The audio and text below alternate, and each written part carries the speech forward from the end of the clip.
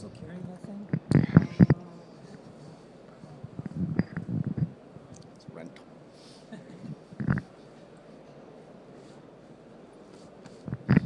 And we are back. Good afternoon.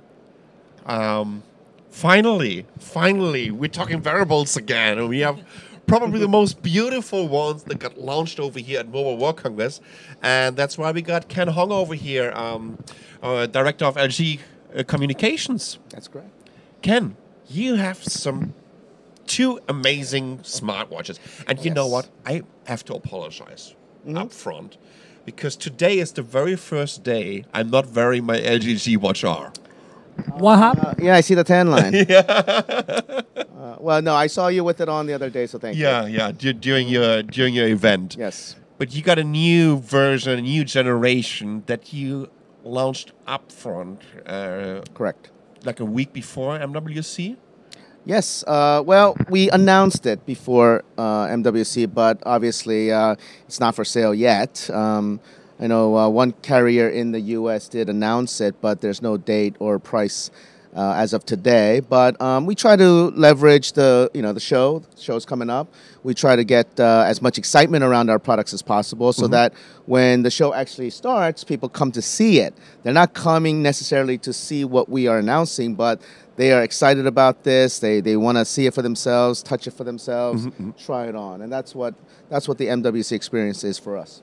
So we have the LG Watch Urbane here, and it comes in two different colors. And first of all, what I need to tell you is that I think you guys really listened to the feedback that you got from the LG G Watch R. Yeah. Well, first of all, I mean, we were telling you, yes, you're moving into the right direction, but we would love to have it even a little bit more classy.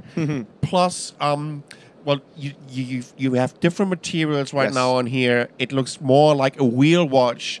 Plus, what I absolutely love is that you changed the wristband. It's still genuine leather, like on the LG G Watch R, but this is much softer. And, you know, with all the stitching, it looks just absolutely brilliant. This is a watch that I would just love to wear when I'm just going out. Well, I think you may be the right target audience for this, because it really was designed for people who want nothing more than just an accessory. They want an accessory that just happens to be a smartwatch. Let me see. Can we use this camera and move this one closer, this camera, and keep this one for the three of us? We'll work it out. Okay. We were just talking. We're getting the one camera a little bit closer so we can show all three watches a little bit better. You haven't announced a price point for those. Correct. You haven't announced. Well, then you said it's going to happen the next 2 months, right? And well, they're really launching. This one will happen sooner. I think this bigger one will be sometime in the 4 to 8 weeks. But I'm fairly confident these two Urbane models will be announced in the next couple of weeks.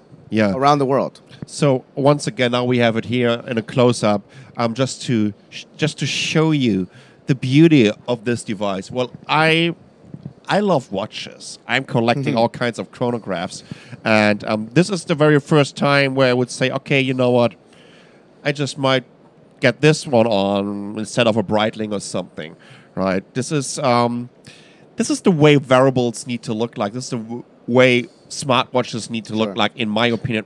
When we're talking about smartwatches, wearables could be all kinds of things, but this looks classy and timeless. Yeah, I agree. These are really exquisite, and I think, you know, what I've really been impressed with is the craftsmanship that went into the actual watch display, right? The hands and the numbers. I mean, you know, it just looks like you're, at first glance, like, you wouldn't know that it's a smartwatch. No, you'd be like, hey, this person's wearing a classy dress-up watch, and then you go like, oh, but it's a display, you know? And the other thing I wanted to say, by the way, I'm Miriam. I didn't get introduced, but everybody knows who I am anyway. I'm the sidekick here.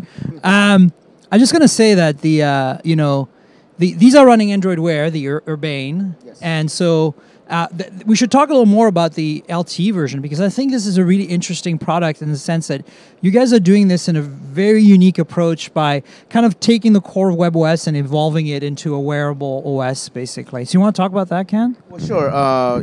This is a device, the world's first LTE smartwatch. I mean, it can't be any simpler than that. But it doesn't only have LTE. It also has Wi-Fi. It has NFC, Bluetooth. GPS. I don't think you could get lost with this because it's impossible unless you run out of battery. But again, our strategy here is, first of all, this is not a mass product. This was built specifically for one carrier in Korea, and this will also be modified for Audi, for their Audi smartwatch concept that they're showing here at MWC. So this one is not intended for consumers. It's intended for some of our customers, one in Korea, one in Germany. And this is the Audi watch we saw at CES. It is a different design, but the insides are the same. The one that was at CES was an early design, and we have modified it. And even the Audi watch that you see today is going to look different than this version. So we're basically seeing iterations, if we pay close attention, over the trade show circuit here. Correct. And that's kind of one of the messages we want to give, is that we can do this. We can build on spec, and this may not be the one that's going to show up in North America or Europe, but I guarantee you very soon there will be more options. And again, this one is fairly utilitarian. It's got everything. The antenna is actually in the wristband, so unlike these devices, you can't replace the wristband. But this again does everything without your smartphone. If you want your smartphone messages on your LTE Urbane or Urbane LTE, you can do it. You can connect them, but you wouldn't have to. It's an option. With these devices, it's pretty useless without the smartphone. And so tell us, you were very deliberate at the press event that we attended on Sunday to tell us about how you were using WebOS, but it's a very distant cousin kind of thing. So you want to talk about how this is actually a standalone device, really? I mean, you just did in terms of hardware, but talk us through the software a little bit more. Well, again, what we have currently with Android Wear didn't have all the connectivity options that we needed. So we went ahead and decided to take WebOS, but this isn't WebOS anymore, obviously. We did so much to it. We changed it so much. It's got its own identity. It's got its own DNA, and we're calling it LG Wearable Platform. And there's no question, Android Wear is still our top priority. It's still our number one wearable platform. But for something like this, a one-off project, or maybe a two-off project, this is the way we decided we had to go. Rather than waiting for software or operating system to be designed, we decided to do it ourselves. Makes perfect sense. And you brought the G Flex 2, by the way, in case anybody's wondering what that is. I have one here as well. Woohoo! Nice. G Flex 2 all around. Yes, this actually is the newer version. We've had a couple of different iterations of the software since we first showed it at CES, and the one we have here is the version very similar to the version that we'll be launching in North America very soon. In fact, I'd be very surprised if the announcement wasn't to come this week or next week. Awesome. I love mine, I'll tell you that. It's my go-to phone right now. It was actually designed for you, with you in mind. I appreciate that, Ken. I like to work that way. we work that way all the time. Miriam is our model for our phones. Sasha, you played with the phone, right? Yeah, you played with the phone. You know what? And actually, we also had this huge comparison just an hour ago. I think it's a beauty, and what I really love about the LG G Flex, especially the 2, is I think the backside is the new front side, right? And it is just a beauty from the back, especially with this version here. We have this colored version, and we have all these circles that you can see on the backside. Once again, I mean, the way that you changed. The way I'm going to use a flagship device from LG, starting with the LG G2 by moving two buttons to the back, right, and now kind of continuing this over this LG G Flex line, and now to this version over here. I think it's one of the most iconic smartphones that is out there right now, and it's very, very recognizable. Yeah, I agree, and I don't know, Ken, I tell you the story. So when you gave me the review in it, and after the embargo lifted, I was a little bit more. well, previewing it. After the embargo lifted, it was a little bit more public. Obviously, they're using it more in public, and people were like, "What is that?" Yeah. But these are not tech people, right? They just saw the color and the curviness. Hard to miss. Right, and then the other thing that was really cool is since then at Mobile World Congress, now here, even though you announced the phone at CS, because you kind of have it in the booth and it's being talked about a lot, having one is kind of a rare thing. So I pull out my phone here, and people are like, "Whoa, you've got one?" And they immediately recognize what it is. So it really, I think Sasha nailed it. There is a unique kind of brand here, a unique kind of design that sticks out. And even last night I was at an Intel dinner with a bunch of other journalists, and they were all like, "Wow, you have one? Let us play with it." So I think there's a lot of excitement out there. Well, I think given the fact that this is only launched in South Korea, I believe Hong Kong. I mean, there aren't that many markets right now with with this roaming the streets, and so it still is rare. And the thing is, because this is a premium phone with a premium price tag, we're not going to make a lot available. There's only a couple thousand going out to each country, and so I mean, only because the plastic OLED display is still very, very difficult to make, and so doing a couple thousand for the U.S. Well, I don't know thousands, but again, whether it's 4 digits or 5 digits or 6 digits, but it's not going to be a mass product. And so again, if people want one, they better pre-order when it's announced, because this is not intended to compete with our, flagship phone, the one that's following the G3. So that's the one thing, people say, why do I need a curved phone? It's like, you don't. You would want one, but nobody needs one. I think the design, and especially what you started with the LG, but once again also with the G2 and the G3, and also with your wearables right now, it tells me a lot about how LG changed in the last 2 years. That you guys really, and we can tell this when we're looking at your results, when we're looking at your market shares on these markets, it changed a lot, right? You're becoming more, I wouldn't say edgy, but I can immediately tell you, yes, this is an LG design. Right, and people are recognizing LG for a very unique design and unique features. Yes, I have to agree that market share is important, but it's not the only thing that we're looking at. We're looking at being unique. We're looking at being easily identifiable. We're trying to create a different kind of LG from just numbers. You look at market share, and of course there are many competitors coming out of China that are going to be bigger. I mean, come on, Korea's 70 million people. We're not going to be able to compete with a domestic population of 2 billion. So again, that's not our game. Our game is to make stuff that people want. And I think this is the direction that you're going to see us go in. If you look at the history of LG, we've always been able to do some crazy stuff. Like the internet fridge that Oprah wanted that we couldn't give her. We had a watch phone 5 years ago. Oh yeah. That seriously nobody else had. Yeah. There was no competition at the show for watch devices. So again, we do things from time to time that really surprises even myself. Well, these are perfect examples of that you're one of the leading manufacturers when it comes to display technologies. Yes. And I think this is just perfectly embracing this, and this POLED displays here, the POLED displays on the G-Watch R, but now also on the Urbanes are absolutely brilliant, because we're also talking about displays. They need to be capable to read in the bright sunlight, and especially on a wearable. It's working out well for us. Unfortunately, like I said earlier, it's still new tech. Yeah. It's so new that, we're still working 24 hours to churn these things out. And, my fear is we're not going to have enough of them. If these become too popular, people are going to be waiting for those displays to be, coming out of those machines. And so, again, that's a nice problem to have, obviously. But we're committed to using plastic OLED on some of the key wearable devices and TVs. I mean, it's shockproof, right? Because that's the other thing. Wearable, it's a perfect candidate for that, right?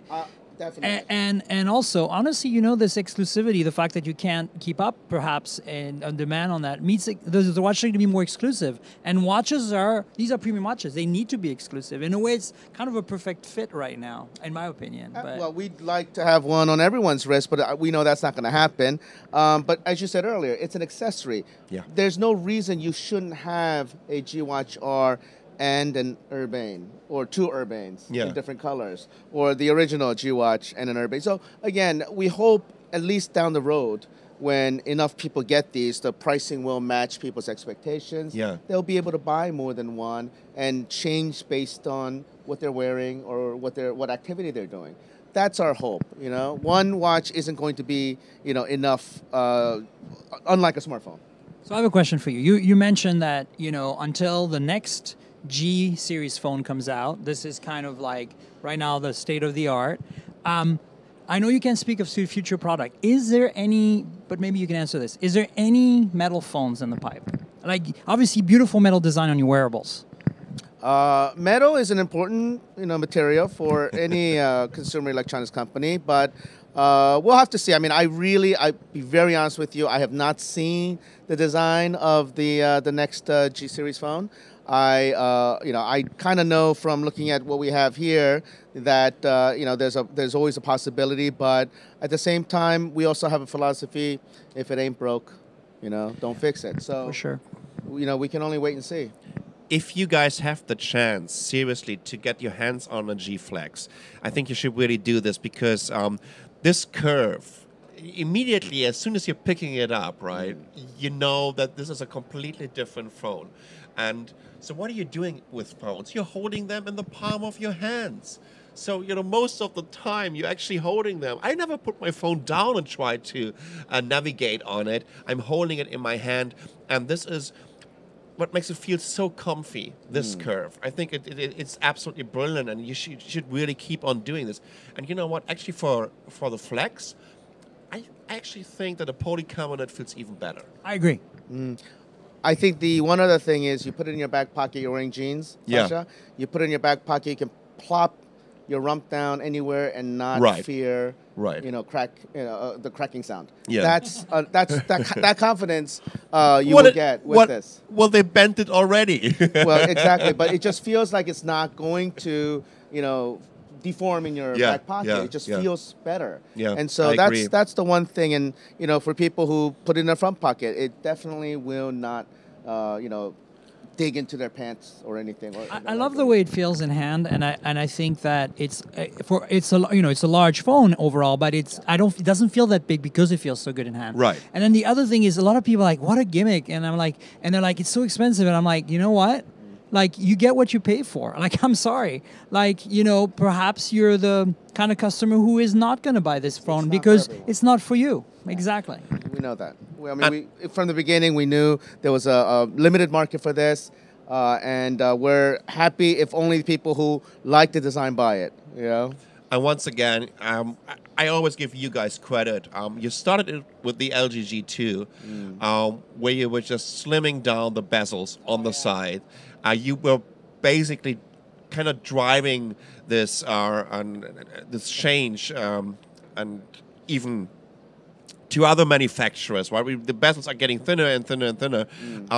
You can also tell with the LG G2 Flex how thin the bezel is. So even though that this is quite a big phone, but the case display ratio is just absolutely amazing. And this is something that you're also very well known for. The G2 did it, the G3 did it, plus, of course, G Pro 2 did it. The G Pro 2 did it too. It's about the simple things. When I saw this on the G2 during a launch event in New York at that time, right, and I saw it for the very first time, I said, of course you do that. Of course, it has to be like this. Jesus, that was... But it's very polarized. A lot of people don't like it. I don't understand why, because to me, it's like the perfect place to put the buttons. And guess what's happening? Each and every new phone that I'm getting in my hands, the first thing I'm doing is the double tap. So you did this. You conditioned me, right? Which is a good thing. We don't take credit for the double I was tap. going to say that was a Nokia first. That was Nokia first. Really? Yeah. They do it on all the Windows phones. We take credit for the not code. Okay, that's true. I mean, but that you know was what? an To be LG. honest, your your phones were the first ones where I actually used it. Well, yeah, and there's a lot of stuff, that, you will see on our phones that we may not have developed it or invented it, but, we implemented in a different way. I'll hold that. There you go. There it goes, slowly. That's happening on a live stream, guys. I know, but yeah. Yeah, you got to go a little bit slower because the thing is, it may. Yeah. There you go. Takes a little bit of practice, no question. There you go. I like that. It's about the simple It shows things. you notifications when you do that. Yeah. If you have any. I'm glad you brought up the bezel thing because I have put our, not only this one but the G3 next to other 5.5-inch phones. I have yet to find another 5.5-inch smartphone that had overall smaller dimensions or equal dimensions. Yeah. So yeah, I do think that's one of the things that people like about this. They can get the biggest screen without having it awkwardly sit or dig into the palm of their hand. Yeah, absolutely. So yeah, I mean, what's next? What's next on your roadmap? Now you're all wearables here, and I think this was definitely the big launch, and everyone was excited to see your wearables here at Mobile World Congress. And I also stopped by your booth. People are so excited about this, and they love to play around with it. Where's all of this developing? I think this is a really interesting project that you're also kind of teaming up with Audi right now. Well, for you, that'll be great because I know you're looking for a new Audi, right? They'll give that away for free. Q7? Well, yeah. I mean, you buy it and it's in the glove compartment. But what's next for us is, of course, we're going to continue to do more wearables. Wearables is just one part of our IoT strategy, and unlike other companies, we have different products beyond just smartphones and watches. We have appliances, TVs. Air conditioners, and they're all going to be connected. And so this is going to play a key role in that down the road. Not this, right here, but again, we're just starting. You got to remember that our first smartwatch was only about 7 months ago, 7 or 8 months ago. Remember? That's true. Yeah. Last I/O. Yeah, it hasn't even been a year, but we've got 4.5 if you count the different colors. But we've got 4 different smartwatches out there. I think that's the most of any company in the Android Wear. In the Android Wear or space, the Android environment, since it does work with Android, although it's not running Android Wear, right? But again, our roadmap is very clear. We're going to keep going forward with wearables. We're going to make them more and more, part of the IoT ecosystem, our IoT ecosystem.